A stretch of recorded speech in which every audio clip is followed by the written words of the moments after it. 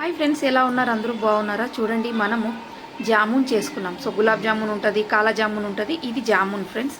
చాలా ఈజీగా, చాలా సింపుల్గా, బేసిక్ ఇంగ్రీడియంట్స్తో చేశాను. సో ఏంటేంటో మీకు చెప్తాను.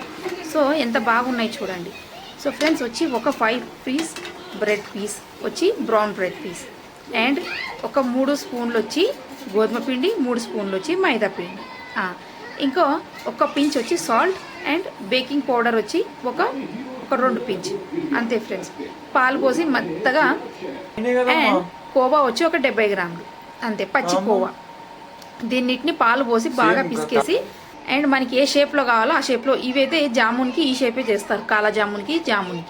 సో నేను ఇలా ట్రై చేశాను. దీనిని రిఫైండ్ ఆయిల్లో అయినా, ఘీలో అయినా, నెయ్యిలో అయినా వేపుకోండి.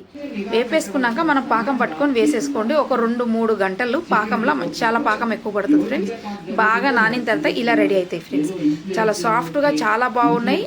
మీకు నచ్చుతాయి అనుకుంటున్నాను. తప్పకుండా మీ ఇంట్లో ట్రై చేయండి ఫ్రెండ్స్. ఇంత తక్కువ ఇంట్లో దొరికే ఇంగ్రీడియంట్స్తో ఇంత మంచిగా రెడీ అవుతుందని నేను ఎక్స్పెక్ట్ చేయలేదు. సో పచ్చికోవా ఉండాలి, అండ్ కొంచెం మిల్క్ పౌడర్ కూడా వేసుకోండి ఫ్రెండ్స్. ఇంకో మీరు ఈ ఇంగ్రీడియంట్స్తో పాటు నేను అదొక్కటి యాడ్ చేయలేదు. సో ఇంతే friends, thank you so much.